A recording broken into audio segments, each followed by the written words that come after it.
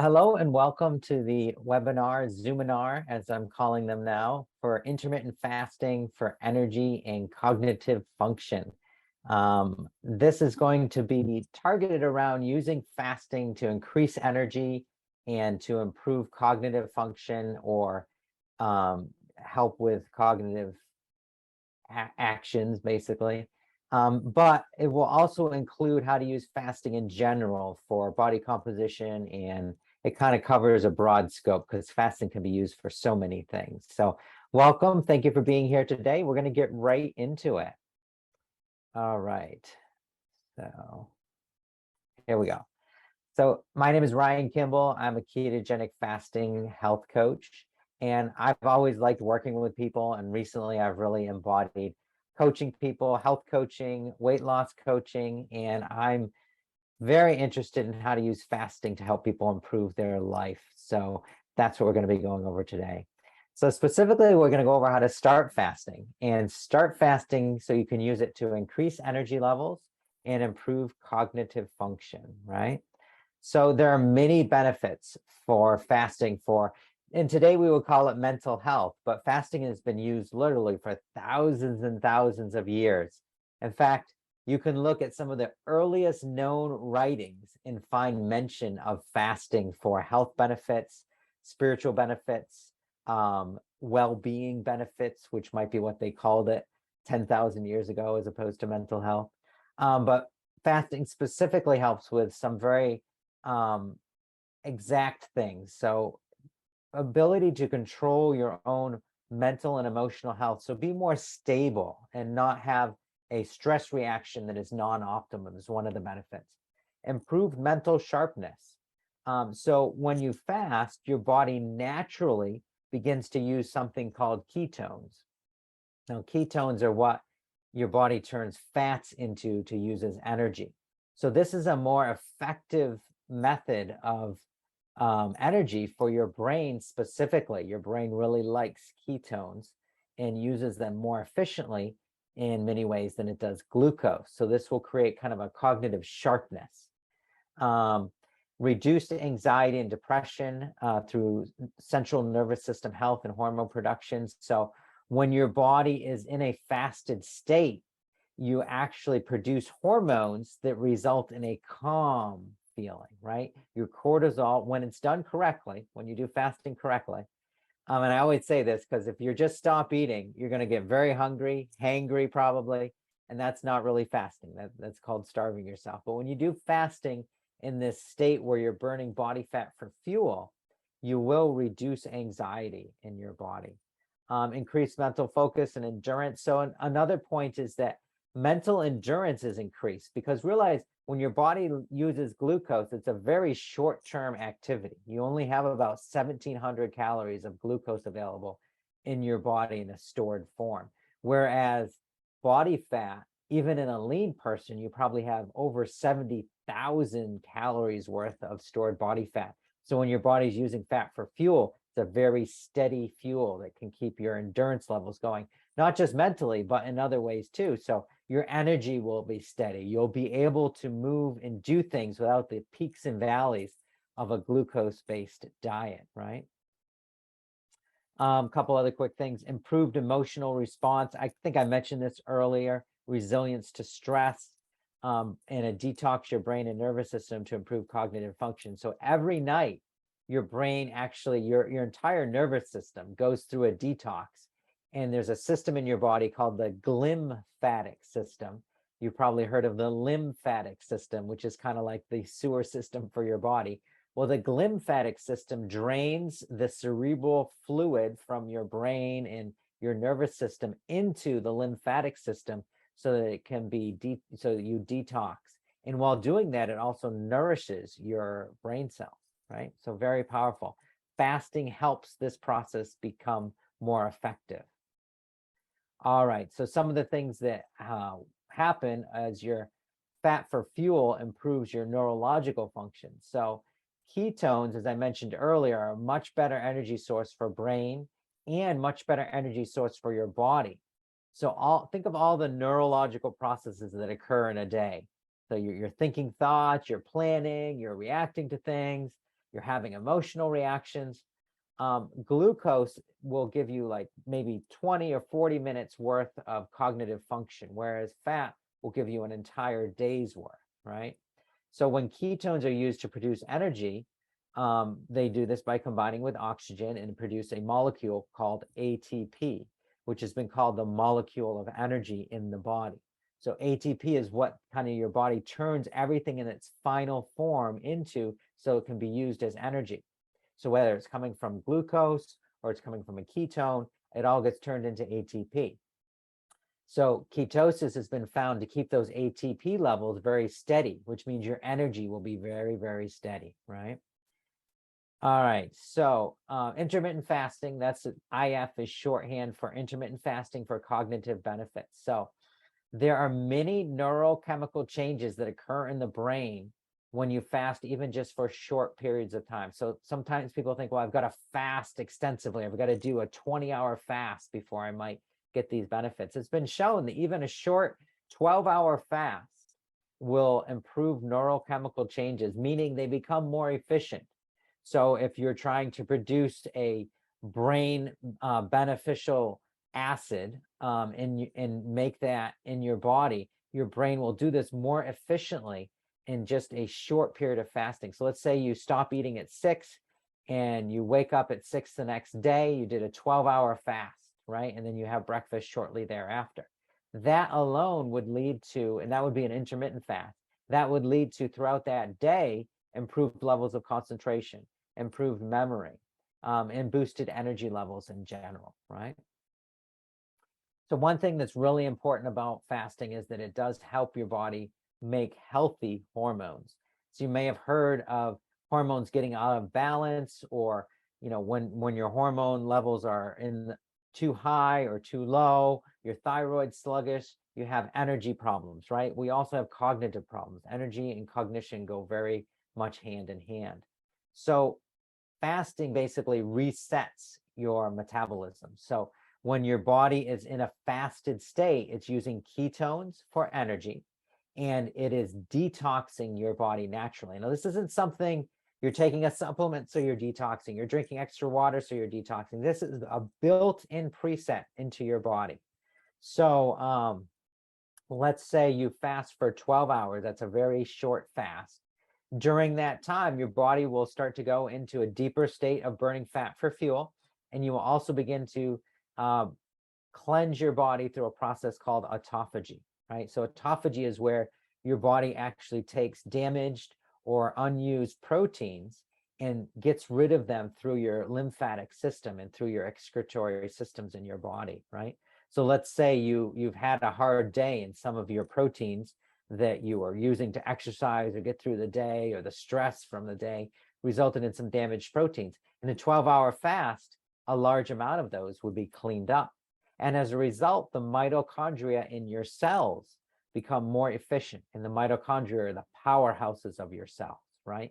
That's where your energy is produced. Mitochondria takes all the parts, all the fatty acids, all the glucose that's been turned into assimilatable materials, and turns those into that ATP molecule we were talking about earlier, which is responsible for your energy levels, right? So fasting allows us to reset our mental energy levels, and does this through very simple biochemical changes. So this happens with short fasts or long fasts. And today we're mostly going to talk about short fast. So I mentioned autophagy. So autophagy is really important, because what autophagy does is it actually helps your body get rid of these dysfunctional cells and either recycle or get rid of parts of cells, as well as clean out harmful bacteria and toxins on a cellular level. I didn't mention this earlier. So autophagy literally means self-eating, autophagy, self-phagy eating. And it was discovered many, many years ago now, but there's a lot of study that's been done most recently about it. And they actually found that when autophagy is induced through fasting, that the cells that are responsible for aging, responsible for disease processes, and responsible for low energy are eliminated and removed from your body, right? So if you do fasting correctly, where you don't force your body to go a 24-hour fast, but you slowly build up to an extended fast, then you will actually detox naturally, right? And it's a very gentle detox. And the other thing is, if you're drinking water or you're taking some sort of detox shake or supplement, this is more on a physical digestive level, or maybe even an organ level. But fasting works on detoxing at the cellular level. So you're getting rid of the microtoxins that are in your cells, and they're eliminated. And it happens because that's the way your body is built to do this, right? So the autophagy is this process of recycling and cleaning out at the same time. So if some of your proteins are damaged, your body will break them down in this autophagy process to their respective amino acids, rebuild them, and use them to build body parts or add muscle mass or create enzymes or whatever your body needs that protein for at this time, right? So you literally are recycling some of your proteins. Now, it doesn't recycle the toxins. The toxins are just removed. So extra bacteria, if you have a heavy candida load because you're eating a high carb diet, by fasting regularly, you could get rid of that heavy candida load and still keep your high carb diet. Now, I'm not suggesting you do that forever, but it is a way of getting rid of some of the negative benefits of some of the foods that we're just naturally exposed to or in our diets, right? So as the healthy or as the damaged cells are removed, healthier cells replace them. So remember, some of those proteins are recycled. So the recycled proteins and fats in your body are used to rebuild new cells when the damaged cells are removed, right? It's a very important process, autophagy. Literally, you could probably eliminate a large number of the disease processes that happen to mankind right now by having people fast and learn how to fast and get into autophagy. And then mitophagy. I was hoping we covered this. So mitophagy is super important. So it's a specialized form of autophagy, and it's where the mitochondria of cells are broken down. So sometimes we think of a cell has a mitochondria in it, right? But actually there's thousands of mitochondria in the majority of our cells, and some of them have tens of thousands of mitochondria in them. So mitophagy happens later in the autophagy process. So in the beginning, it's just autophagy. It's just replacing cells, damaged proteins, bacteria, etc. Later on, around hour 17 to 20 in a longer fast, you get into this deeper mitophagy state. And this is where you're specifically isolating damaged mitochondria, and basically they get broken down, recycled, and then regenerated into new mitochondria, and you get kind of a supercharge. You may have heard, if you've read about fasting or experienced it before, that period where a person gets that super cognitive charge where they feel very aware and very present.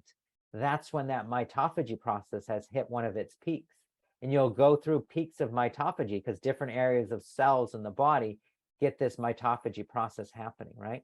And this can greatly boost your mental sharpness. In fact, there are some doctors who I follow who actually talked about, before they're writing a paper or they're doing a procedure, they'll work on fasting for an extended period to get that mental cognitive boost to actually be able to do the process or whatever it is they're doing, right? So mitochondria are actually found the greatest density in brain cells, which is why at that point when the brain starts going through mitophagy, you get that turn on, so to speak, and the light bulbs click, so to speak. But in general, it produces extra energy because the mitochondria in most of your cells, and all the cells that produce energy for your body have mitochondria in them, right? So all your muscles, all your organ cells, all of those things.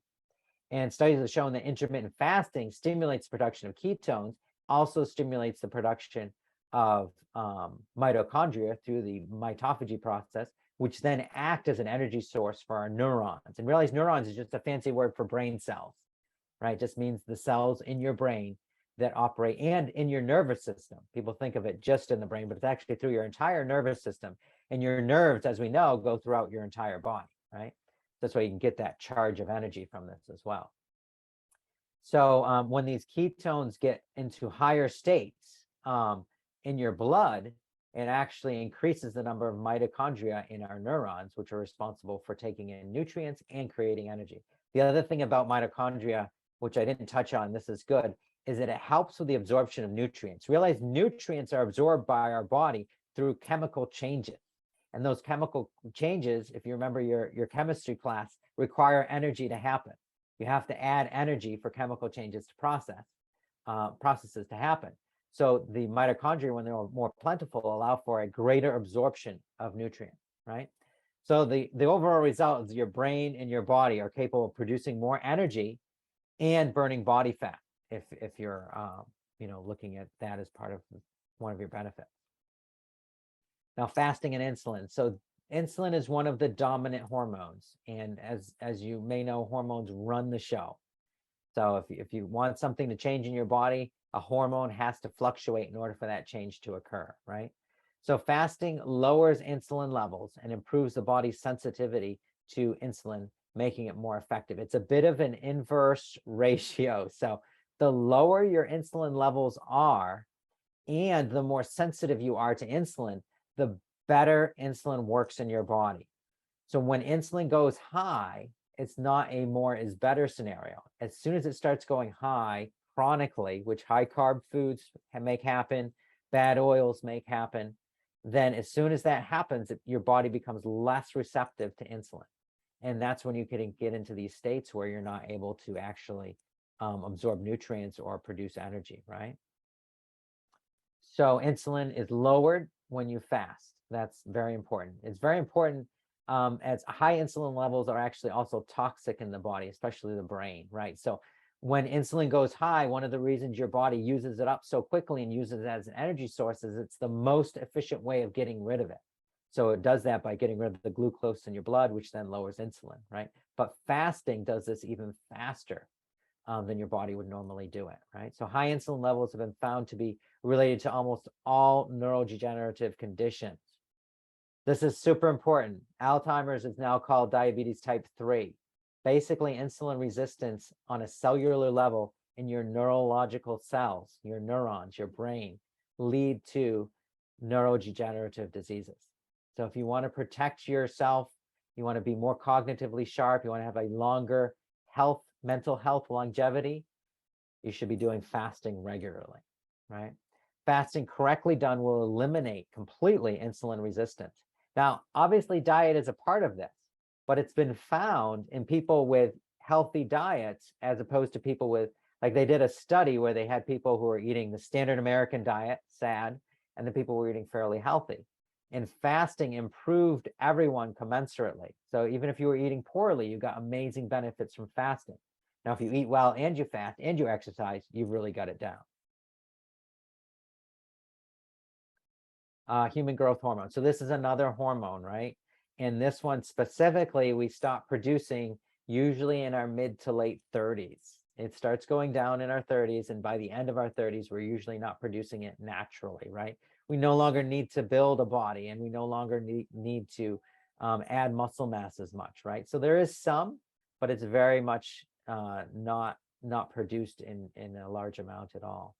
So this stimulates the growth of your body, it stimulates muscle growth, cellular growth, cell reproduction, cell regeneration in humans. So this means it's also the anti-aging hormone. It's colloquially referred to as the anti-aging hormone, human growth hormone.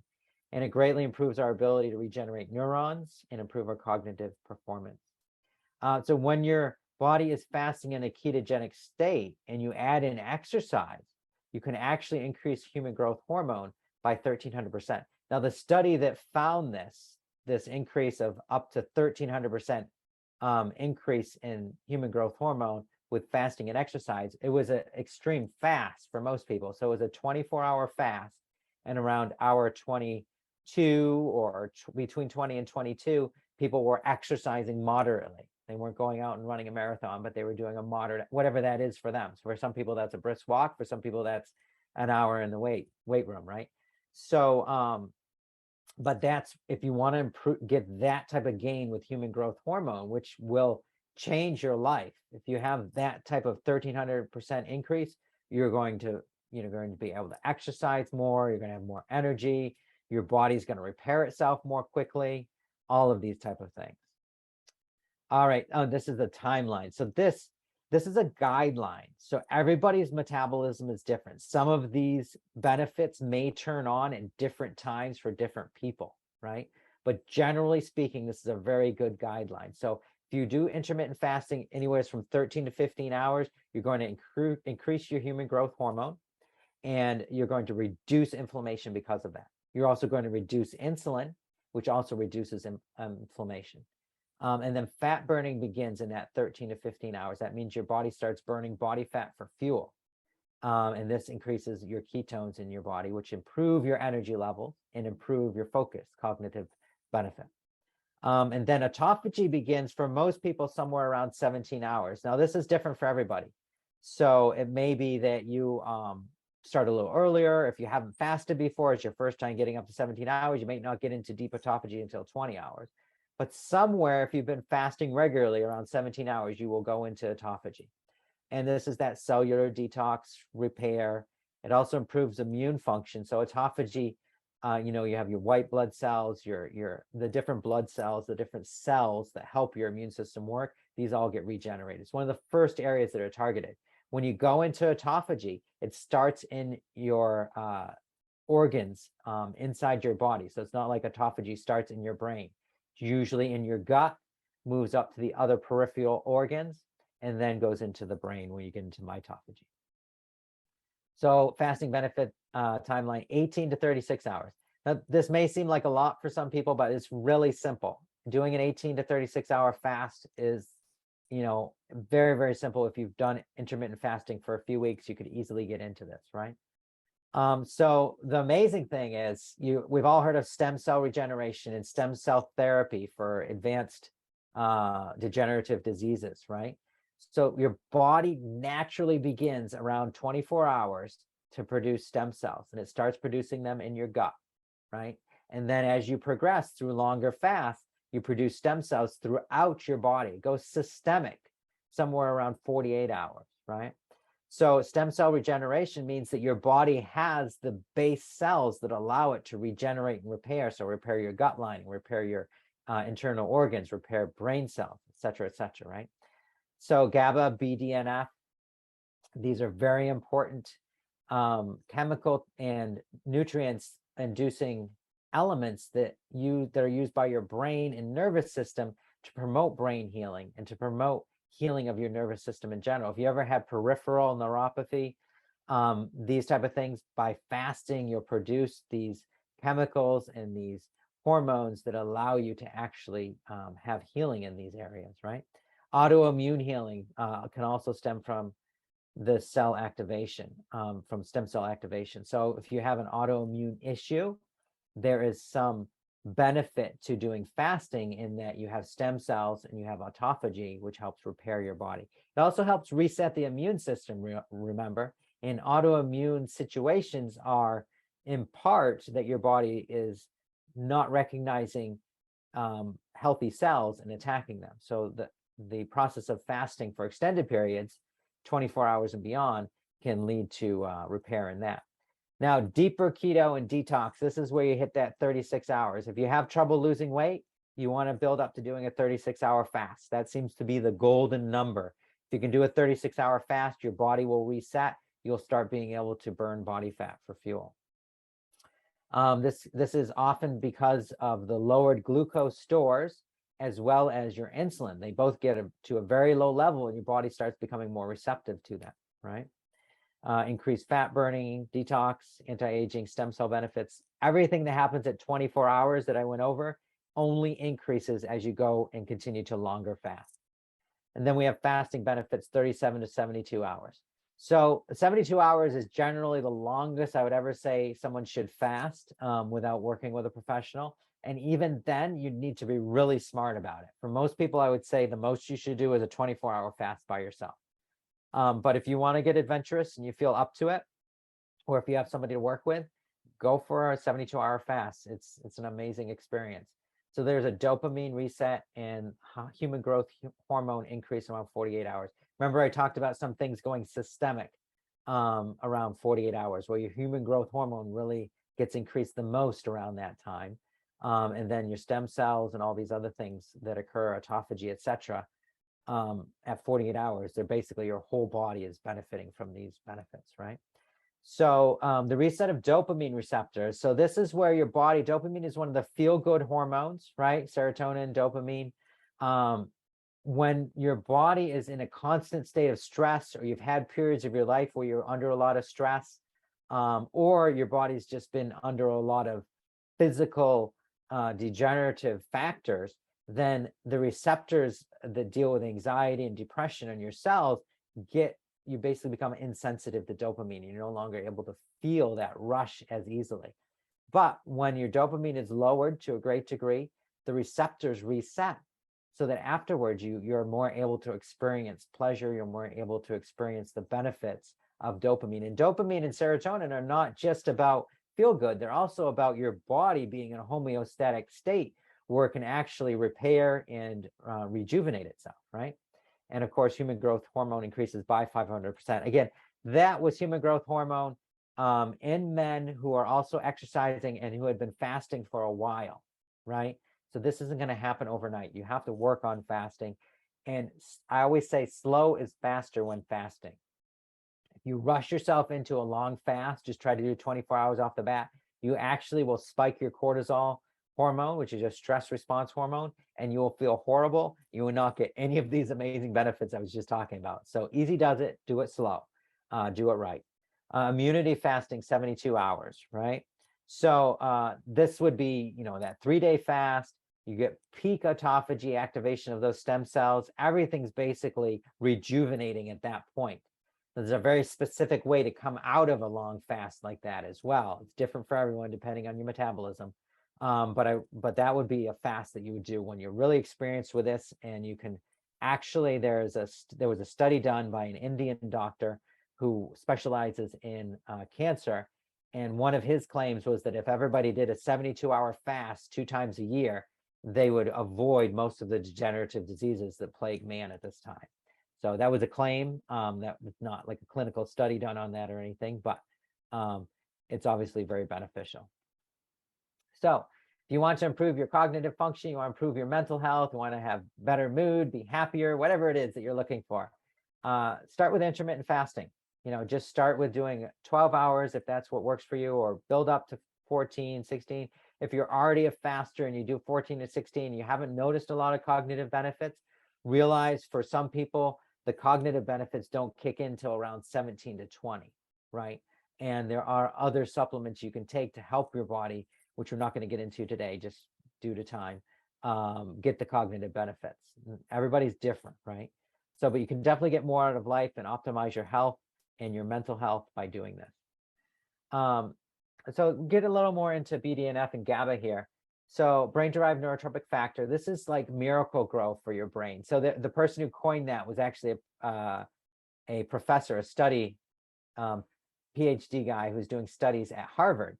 And he found that by getting BDNF raised through fasting and supplements, he was able to turn on a lot of the healing factors that people needed in order to have more cognitive sharpness and longevity of cognitive health. So it's basically a protein, and it plays this key role in making new brain cells. It's kind of like an activation protein, and it also improves the connection. It seems to improve the connection between existing brain cells. A lot of these observatory information. So this is what's been observed to occur when BDNF is higher, right? So fasting can increase this BDNF production by 3.5 times the normal amount. And this is a fast of 18 hours or more where these type of increases were found. So 12 hours, you're not, again, the cognitive benefits happen with this 17-hour or greater amount for most people. Everyone's different. So it stimulates neurogenesis, just means your brain cells are growing, you're growing new brain cells. So if, we've all done things where we know we killed off some brain cells, right? So it's a good idea, do some fasting, get things repaired up there, and it'll definitely help you with your memory, your learning level, and your overall health mentally. So again, neurotropic factor, and realize it's a protein that's a factor in fertilizing your brain, so to speak. We have these billions of neurons, and BDNF is in and amongst them. It acts as a kind of, if you release BDNF, which happens at night, it flips a series of switches that basically tell your body to grow new brain cells and pathways, which seems to be that the body, when it has different ways of processing things, is more efficient, right? So it's a gene activation response, right? Not to get too technical. But it also seems to strengthen the neurons you already have, and this seems to be by the increased uptake of nutrients, right? So a lot of information at the end of this. We will have the slides available if you want to do more research. I'm kind of, buzzing through these, but I want to cover everything as well and leave some time for questions. All right, so brain plasticity. So this ability of your mental capacity to adapt and absorb things as well as respond to stressful situations. BDNF seems to help with all of that, right? Eases depression.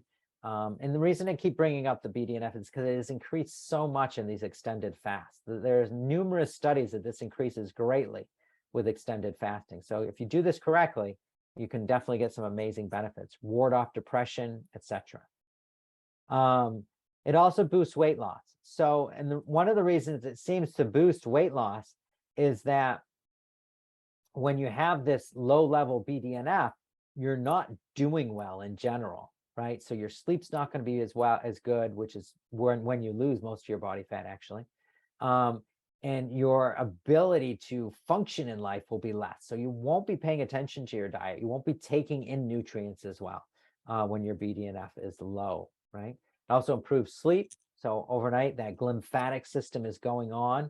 Remember, I talked about the nourishing abilities of the glymphatic system. So while the glymphatic system is draining your cerebral fluid of the toxins and damaged proteins and whatnot, the BDNF is activated and it is nourishing them at the same time. So you have a detox nourishment cycle going on when you sleep.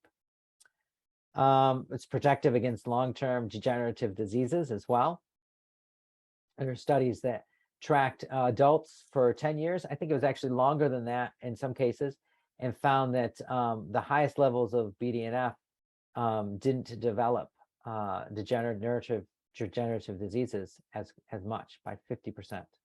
So that's pretty impressive if you think about it. And this is, so you can increase this BDNF just by fasting. So just by not eating, you can get these type of benefits, right?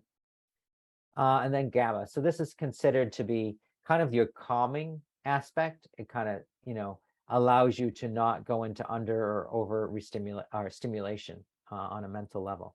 So gamma aminobutyric acid. So again, this is protein derived, acid based, nourishing neurotransmitter function in your nervous system that allows you to actually be able to deal with stress better.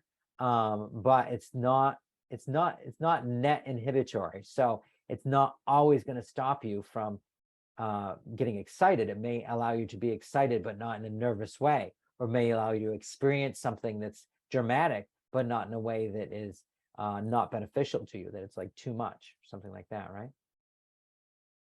So let's say you have a lot of things shooting off in your nervous system, a lot of stimulation, and you're getting overstimulated. Gamma comes in, is released by your body and comes in and lowers that. So you feel more calm, right?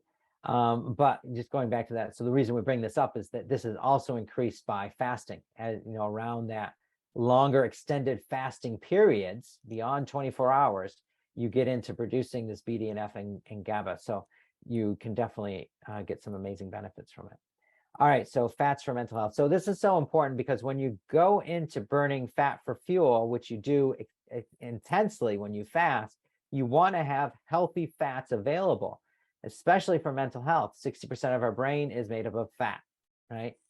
So the fats that you want to be eating are omega-3 fatty acids, arachidonic acid, which is actually an omega-6 fatty acid, and saturated fats. So we still want to keep those omega-3s very high, but the omega-6s that we do get, we'd like them to be made up largely of arachidonic acid, fatty acid. So you can get arachidonic acid in the most dense forms from animal fats. And if you're eating like a grass-fed steak, or if you're eating fatty fish, or something like that, you'll get a lot of omega-3 fatty acids. and enough of the arachidonic omega-6 fatty acid that your body is able to function very well, especially mentally. And the saturated fats are needed to build your cells. So none of the information you probably heard about saturated fats in mainstream media is correct. Just take that as a stable piece of information, if you will. You don't have to, you can do your own research, of course, but saturated fats helps us in so many ways. It's definitely not the guilty party in the disease process that it's made out to be. So it also improves brain function. There's a sheathing that kind of insulates our brain cells. It's called a myelin sheathing. You may have heard it. People talk about the myelin sheathing hasn't developed fully in children sometimes. Well, it's not developed fully in adults either sometimes because they don't have enough saturated fat. And that is what makes up this sheathing and allows for the synapses to occur. This sheathing has to be healthy. And when it breaks down, the electrical impulses that make our body work, make our nervous system work, make the mental processes function, don't happen. So you get slower thinking. So your slower thinking may be because you don't have enough saturated fat in your diet, right? So to do this, you want to eat plenty of wild fatty fish. So wild caught. So definitely no farm raised. That's not good for you. Grass-fed butter, grass-fed beef, lamb, pork, pastured eggs, avocados. These also help. Saturated fat, coconut oil as well, if you're looking for another plant source. Endocannabinoid system. Okay, so this system is largely under study. It's just now coming into its own, but it allows your entire body. It kind of complements your endocrine system and allows your entire body to be homeostatic. And it really seems to influence dopamine, norepinephrine, and serotonin, which are all our healthy emotional hormones when they're balanced correctly, right? So endocannabinoids need a healthy body, healthy fats, healthy proteins, and fasting. All of these things will help with making sure that system in your body is really on point, so to speak. So this will help control emotions and prevents dysregulation. By that, we mean like stress response in life or to a body not being healthy. It's very stressful, right? So taking and using your endocannabinoid system correctly will help you greatly. Now, arachidonic acid is actually a part of endocannabinoids. So your body produces endocannabinoids. So you don't have to take something to produce endocannabinoids. That's why they're in cannabinoid system. It's with the cannabinoid system within our body, right? But you need this specific omega-6 fatty acid, arachidonic acid, to produce endocannabinoids. So when it's too low because you're not eating enough animal fats, then you can also get anxiety or an inability to handle stress, these type of things. So long story short, eat animal fats. Fasting from stress. Okay, so this is amazing. This is that dopamine fast that I was talking about. We're covering a lot of stuff here.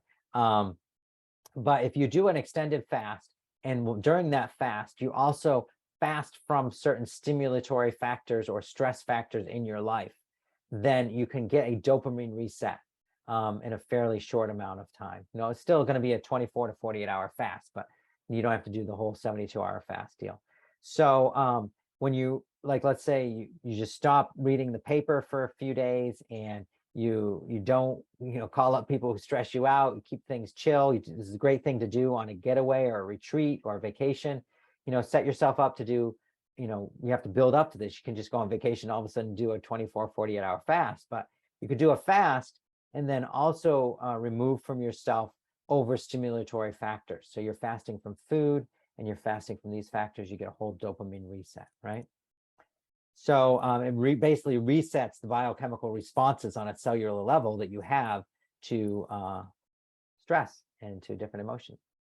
So dopamine, serotonin, and other feel-good hormones, so to speak, rise in response to pleasurable experience. There's the most dominant hormone in your body, one of them at least, and some studies say it's the most dominant, is oxytocin.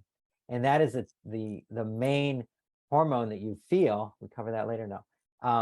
And when you experience pleasure. So dopamine, serotonin, and oxytocin can chill out all other hormones and balance them. There's a hierarchy of hormones. So if you want to balance your if you want to balance your cortisol, your stress hormone, you want to balance your insulin, find ways to enjoy life, long story short. So high sugar foods are kind of an artificial release of dopamine. So they only release a couple of the feel-good factors in your body.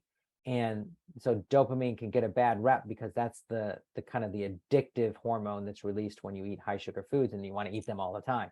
So you have to break that cycle, and fasting helps you do that. So you could abstain for a limited time from these things, right? So you abstain from certain spicy foods, loud music, strong smells, social media. These days, that's a culprit for everyone. And then do that in combination with an intermittent fast or extended fast. You could even do these fasts intermittently. You could do intermittent dopamine fasting. So every day in the morning, you don't look at social media until lunch, and you don't listen to loud music. Don't go into rock and roll concerts in the morning, right? And then do your fast at the same time. Do that each day for 5 days, and you'll have a bit of a dopamine reset, right? And then afterwards, you'll get more pleasure out of the activities. So you'll get more pleasure out of social media after you've done this dopamine fast, or you get more pleasure out of music or food in general, etc. All right, so how do we do this? How do we take action? So very simple. Start fasting. So it really is that simple, but you have to deliberately do this and learn how to do it. And this is generally done by being very conscientious of how your body responds to fasting.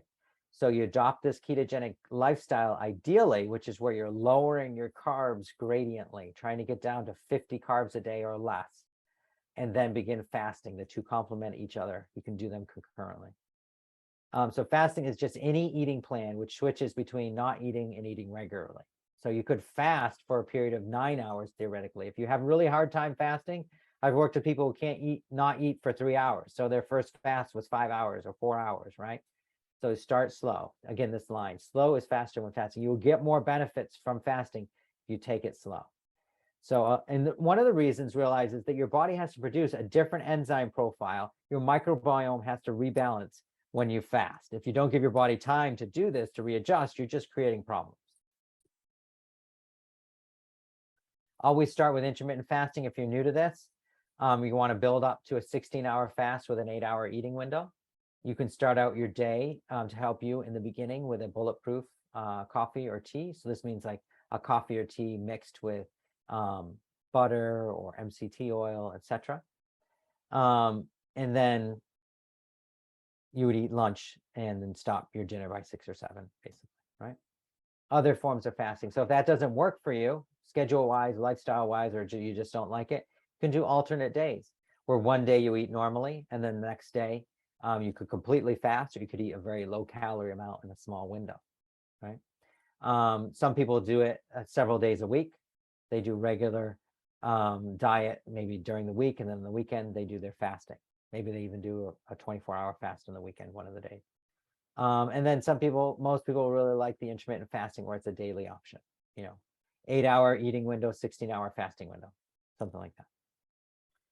You want to build up to, for the benefits we went over in this particular Zoominar presentation, you want to build up to that 1 meal a day. That's roughly a 24-hour fast. And that's when you'll really start benefiting cognitively. Now, you don't want to do, in the beginning, OMAD every day. And generally speaking, you wouldn't do OMAD more than 2 or 3 days a week. The other days you do lesser fasts or no fasting, right? And a great way to start fasting is just stop snacking. So that way, when you get into the longer fast, you're not tempted. But you just want to start having square meals, so to speak. So you have 1, 2, or 3 meals a day, and they're large and they're dense and they're nutritious and you love them, and you don't need the snack in between to keep yourself going. That's not going to happen overnight for everyone. It's something you have to build up to. Again, I stress this because people like to, they get fasting happy. And then the next thing I know, they're coming to me, I just did a 48-hour fast. I feel terrible. I'm like, yes. So slow is faster when fasting. Fasting is all about the balance. So you want to slowly increase your tolerance to being able to go without food. But if you do it too often or too intensely, then you're going to create non-optimum reactions. And it can even compromise your health if you do it wrong. So realize that it is amazing and it's possible to help your body in many, many ways with this, but you've got to do it slowly. There are times when you shouldn't fast. If you're pregnant or breastfeeding, don't fast. If you're under medical care, you would need to get okay by your medical practitioner to fast. Now, not a lot of medical practitioners are in the know on fasting. A few are. So you may need to supply information when you ask for this, right? And then metabolically compromised individuals. So it's a pretty broad kind of umbrella term. So if you have a extreme resistance to insulin, you're diabetic, you're one of the types of diabetics, then you would not fast unless you are working with a professional who is using this as part of your therapy for the metabolic situation, right? Now, there are many advanced fasting techniques, which I didn't go into today. And these can help you even more quickly using correct supplements and exercise and other actions. Use fasting and get results very quickly, like within days. These supplements help your body process the toxins that are released through fasting and are sometimes absolutely essential depending on your toxic load. All right, so if you want to start your journey, give us a call and I would be happy to help you, or any of the practitioners here can assist you with that. So I made it through everything. Hopefully I didn't go too fast, but I just wanted to make sure we covered everything. But I'd really like to hear if there are any questions or any comments or concerns that you'd like to cover before we end off. So if you want to ask, you can put it in the chat, or you can just unmute yourself and speak up. If you don't have any questions, that's totally fine. I will continue to talk, but let me know if you have any questions. So I would say if you're starting this out and you are using it specifically for cognitive benefits, energy, or digestive health, then start slowly and use bone broth with the fasting. So a lot of the fasting that I recommend when people are beginning it, I want them to have a very high concentration of electrolytes in their body. I've actually coined a term for it. I call it electrolyte loading. When people talk about carb loading, that's being facetious, but electrolyte loading. So you're actually making sure there are enough electrolytes in your body so that as you go through the fasting, the changes that your body is trying to make have the necessary minerals and communication network in place to allow the fasting to occur efficiently. So one of the most important things I would say if you're trying to fast is make sure you have enough electrolytes in your body. Now, bone broth's a great source. Another source is you can get or make an electrolyte drink. So if you take a half a squeezed fresh lemon or lime into a glass of water with 1/8 of a teaspoon or so to taste, it shouldn't taste too salty, added of salt to the water, that's an electrolyte drink, which can help. Or you can buy one of these electrolyte concoctions, powders, right? So Redmond's Real Salt has one called Relight, which is amazing. There's some from Dr. Price. Relight and Dr. Price's are both available at NWC. You can also get some from Dr. Berg's, which are great as well. They have different purposes. I would just say start with Redmond Relight if you want to start fasting. Take the electrolytes during your fasting window to help you extend the window, and then go for broke. Have fun with it. It should be fun. If it's not, you're doing something wrong. That's an opinion, but so okay, great. So I am going to wrap up here then. We got through everything that I wanted to cover. So again, if you want to get started on fasting and you're already working with somebody at NWC, then of course, just mention it and we can work with you on making that happen. Or if you want to just do fasting as a standalone activity, then we can help you do that as well if you're not doing a program with us. Okay, great. So I'm going to sign out here. If nobody has any other questions, I'm just going to check the chat quick. Oh, it looks like we're all good. Okay, awesome. Well, thank you so much for being here today. I know it is something you have to schedule and make happen in life, but I really appreciate you being here. And this will be posted up on our social media, and send out an email if you want to review it. If you have any questions, just let us know. Thank you. Have a great rest of your day.